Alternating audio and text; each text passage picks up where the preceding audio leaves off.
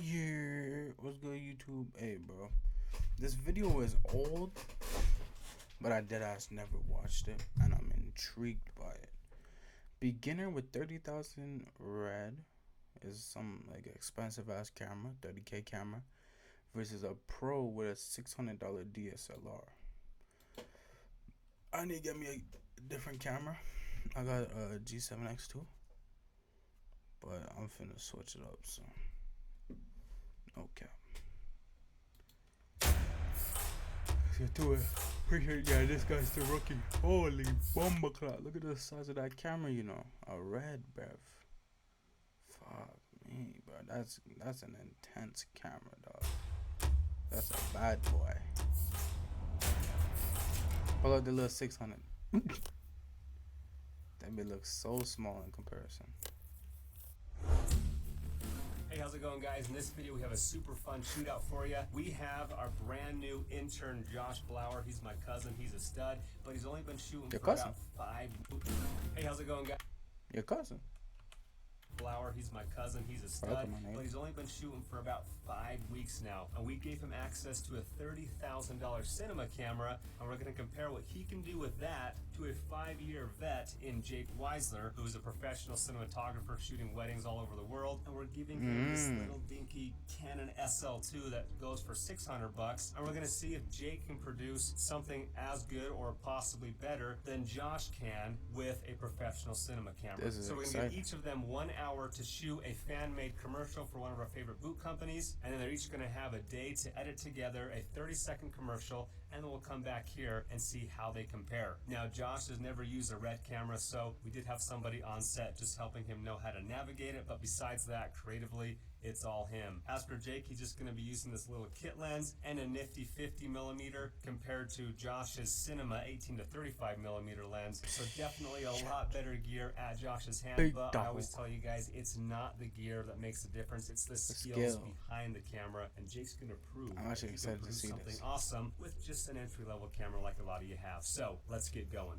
Basically, no excuses to be shit filming. We're gonna be shooting our buddy Nate, who's modeling some boots for a company I love. This is a fan-made commercial. They are not paying us to do this, and we're gonna be taking turns shooting in different locations and seeing what we can come up with as creatives, as storytellers, as cinematographers, and then compare our work after we edit together a small 20 to 30 second commercial. And Josh and I are not gonna be shooting together. We don't want to copy each other's ideas. So when I'm filming, Josh will be offset. When Josh is filming, I'll be offset. So that way, as creatives, as storytellers, we're not influenced by each other. So for this first shot, I'm not really sure what storyline I have yet. I just want to get a lot of good product shots of Nate wearing the boot, and also kind of showing the lifestyle. I want to show someone looking good in the boot and not just show tons of tights of Film like bare videos in a row. So this is on manual focus as well. The SL2 has autofocus, but I'm using a manual lens, so it's going to be a little difficult. Nate, could you step into the sun for me, dude? I want to see what it looks like. Man, this dynamic range is terrible. Pull my focus, hit record, and I'm going to do as stable as I can. 3, 2, 1, go. Sell online and this is very intriguing, you know. This is very intriguing, I'm not gonna lie. Most people might not fuck with it just because like most people don't fuck with cameras like this, but this is intriguing. It died on me, hold on. Yeah. Good thing it died because I messed up, I forgot to walk up. And 3, 2, 1, walking away.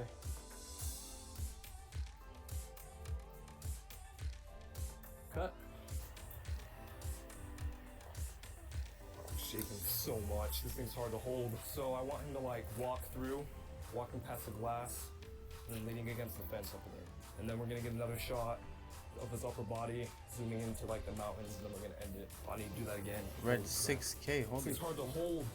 3, 2, 1, action. Yeah, bro, that's what I'm saying, bro. That red, I'm not gonna lie, that shit is a big boy, you know. That shit, you need the whole body rig, so you just kind of have to like guide that bitch. Oh.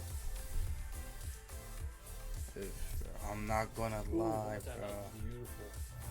Alright, 3, 2, 1.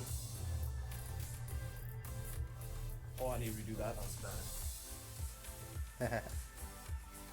Yeah, when you're not used to holding big boy cameras like that. I'm a little nervous to see how my footage turns out. I'm really stoked to see how Josh's footage turns out. We're gonna go back into the office, edit together our commercials, watch them with Parker, and compare the differences. Here we go.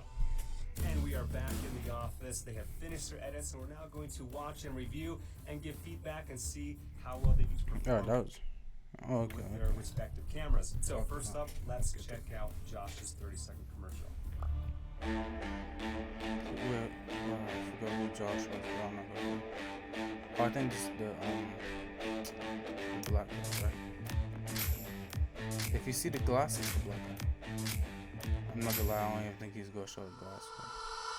Oh yeah, he does. He has a black guy.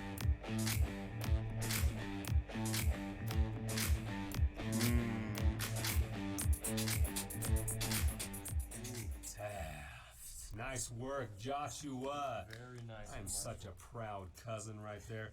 That is with Yeah. 5 weeks of experience. Like I said before that, That's he not would bad. send me That is iPhone not videos, bad. and we'll show you some of those videos that he was shooting just a few weeks ago. Compare that to what he just produced, and he's already come a long way in 5 weeks. We've No been training cap. him and Holy, helping bro. him Niggas grow. had to So check that's the better than quality, what, bro. you know, just an actual rookie who's not shot anything ever would produce. So awesome job, Josh. You can see just from having good gear, that does make a difference. Like, you really can produce quality stuff just by having some nice gear, even if you have never used it and don't have a ton of You can see produce how quality shaky his stuff hand just is by here, having, bro. having good Look, gear. look. That does make a difference. Like, you really can produce quality Shaky stuff just hand. by having some nice gear, even if you have But never yeah, no used cap. it and don't have a ton of experience. So that's something to keep in mind, that gear does make a difference. It doesn't make all the difference. I don't think it makes most of the difference, but it does make a difference. But let's now watch Jake's, see how that compares with a nice Canon SL2. By the way, that was shot in 6K, and this is going to be in 1080. So see if you can even tell.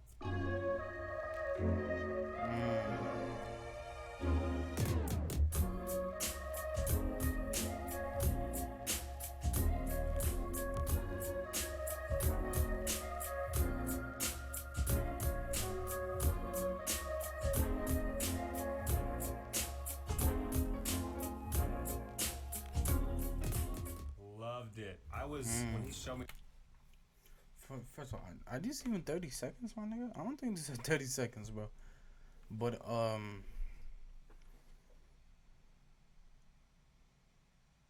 what the fuck was I going to say? No, compare, like, camera-wise, 5-year experience did a lot better, obviously. Me that. Like, given them the circumstances, the cameras they have, 5-year experience did a lot better.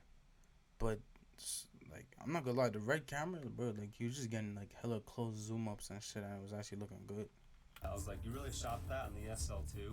I mean, that is a $600 camera, and that is a commercial that's that could fucking pass impressive. and that you could charge thousands of dollars for. And that just For $600? testifies to how important it is to have experience. He has 5 years of experience. He's probably put in 10,000 hours. Like I always tell you guys, you gotta put in those hours, those repetitions. I was just telling Josh the other day, I'm like, man, if you want to be a professional, if you want to be able to do this full time, you just gotta put in hours. You gotta put in repetitions, and Jake has done that. And so when you throw at him a entry-level camera, he's still able to produce high-quality results. Now, what did you guys think of those two, watching them back to back? What were your thoughts? First off, I had to put a lot in post to make that look even better. I had layers of color correction. I'll show you kind of some of the layers I was adding, some of the sharpening I was adding. I did warp stabilizer to everything because I was shooting handheld, and so a lot went into the post-production side of that to make it look just as good as I possibly can to compete with a red over here. But I think some of the key differences is just knowing, like Parker said, just what experience can teach you that gear can't teach you, and that's some shots to get, some angles to get, some depth to create, things like that. As you can see, like, Josh's came quite a ways just by having gear, but what really stood out to me with Jake's is the colors. If the price of full-time filmmaker is kept... Yeah, his shit look fucking colorful, bro. Just nuts. Josh doesn't have a ton of experience color correcting or color grading, and so his image looked pretty flat. And this is a pretty flat camera. It shoots in RAW, and so if you don't know what you're doing in post, then you really can't manipulate that image and get the most out of it. As far as color grading goes, the colors just popped on this. It just looked more like a professional commercial, whereas this looked like a first draft where we hadn't quite done the color correction yet. And that just comes down to experience. And anybody who would be given a red without knowing how to use it or how to color grade it, that's how anyone would look. And so Josh did the best he could with what knowledge he had, but that was the biggest thing that stood out to me. It's not immediately bad, though. were the colors just popped off the screen with Jake's. Another thing with shot selection, like Jake mentioned, Jake just has a lot more experience with creating depth and getting different angles, and you just notice a different level of cinematicness with Jake's shots that he's getting, where he's creating more depth, he's using foreground a little bit better. And as far as the effectiveness of the commercial itself, you notice that Jake is using titles to describe what we're looking at. He focused a little bit better on the boots, whereas Josh is just kind of grabbing shots of his model walking around, and it's not super focused on the boots. And that's something, once you've worked with a ton of brands and done a bunch of product videos, you just start to know what types of shots your client is going to like and which ones they throw out and say, I didn't like that one, can you replace that with something else? And Jake's done so many of these, he's gotten that feedback, and he knows, I shouldn't get a shot like that because they're going to ask for something different. Whereas Josh, he's never shot for a client yet, and so he's just filming whatever he thinks is going to look good, but doesn't have the perspective of a client. Again, someone that just comes with experience. One other thing I noticed was just nailing focus. There's a few shots I noticed where Josh was a little bit out of focus, and again, that just comes down to experience of knowing how to use the camera. So that was one advantage Jake had, was his camera had autofocus, versus this one is all manual. So if you don't know how to use manual focus really well, that becomes a disadvantage. And so these big cinema cameras, as nice as they are, they still have some drawbacks that you guys shooting on some of these cheaper cameras, you got to realize and take advantage of those. And this can really help you out in areas that someone with a cinema camera might struggle with if they haven't practiced that manual pulling focus. And so as you guys can see, like, this is a fun comparison for us just to be able to see how much does the gear actually make a difference. And as you can see from that, personally, I thought that you can do just as much professional work as you can with the Red if you know how to use the gear. And that's what we teach inside a full-time filmmaker, the Ultimate Online Film School. Highly recommend you guys checking that out. We have mentors here to help you guys. We have over 400 tutorials that's going to teach you guys how to get the most out of your cameras. Jake's going to show you inside the course what kind of picture profiles beginner on Adobe Pro versus Pro on iMovie. Cinematic angles. Bro, these are a lot of good video ideas. This is a fucking crazy good video idea. Cause I think I'll do decent on this. I'll be a rookie on Adobe Premiere. I think I can do decent. You know what it is? It all depends on the time limit, bro. I am sweating like shit, bro. It all depends on the time limit, though, bro. No cap. That might be my last video for tonight, so that's why I'm taking the headphones off. But yeah, bro, if nigga gives you like 3 hours to edit something, it'll be harder because you can't find everything on Adobe Premiere. There's a lot, bro. It's a deep dive in Adobe Premiere